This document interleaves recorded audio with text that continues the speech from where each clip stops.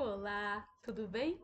Hoje eu estou passando aqui bem rapidinho para fazer um vídeo curtinho para você, para te mostrar aqui na prática como se faz o que eu já te mostrei nos slides, nas aulas anteriores. São duas coisinhas: como segurar o pêndulo e como encontrar o seu ponto de suspensão.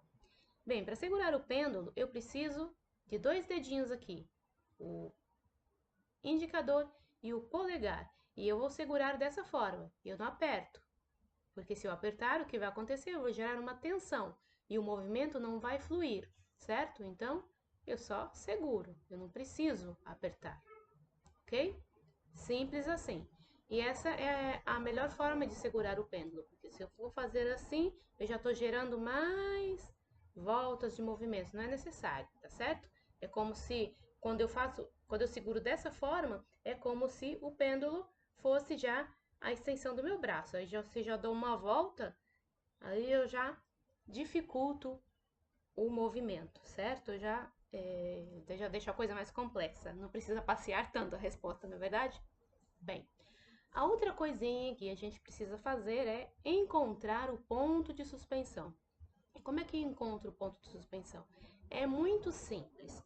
Para encontrar o ponto de suspensão, você vai pegar o pêndulo aqui pela ponta, vai colocar toda a correntinha dentro da sua mão, assim, até aqui no final da argolinha, onde termina a correntinha e começa o pêndulo.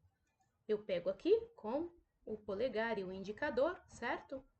E vou deslizando os meus dedos pela corrente bem devagarzinho. Se eu quiser, eu posso colocar a minha mão aqui. Por quê? Porque aqui isso é uma forma de captar a energia. Então, isso vai melhorar, vai facilitar o movimento, principalmente se você é principiante.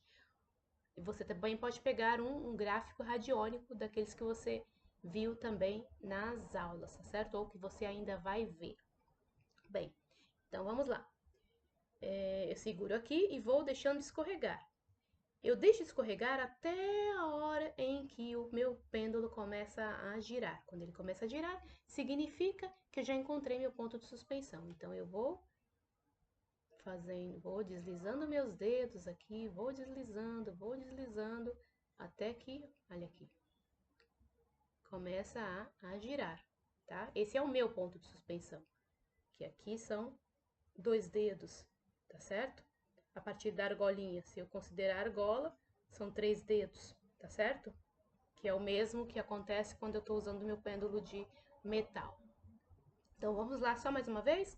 Coloco toda a correntinha dentro da mão, até aqui, quando começa a argolinha, perfeito? E vou deslizando o pêndulo até obter o movimento. Quando ele começar a girar, eu paro, certo? Aí, faltava um pouquinho no meu. Aí, perfeito. É muito importante. O que é muito importante? Que você coloque toda a correntinha dentro da sua mão. Que você não deixe a correntinha pendurada, que você não pegue o pêndulo pelo meio. Por quê? E o movimento, o que vai acontecer? A correntinha também faz parte do pêndulo. Então, eu coloco toda a correntinha aqui, fico segurando a correntinha dentro da minha mão e pego até aqui. E vou girando, deslizando, deslizando até ele fazer o movimento dele, tá certo? Então eu recomendo no princípio você fazer isso com certa frequência, depois uma vez por semana está ótimo. E só para terminar, que outra coisa eu recomendo? Que isso é muito importante.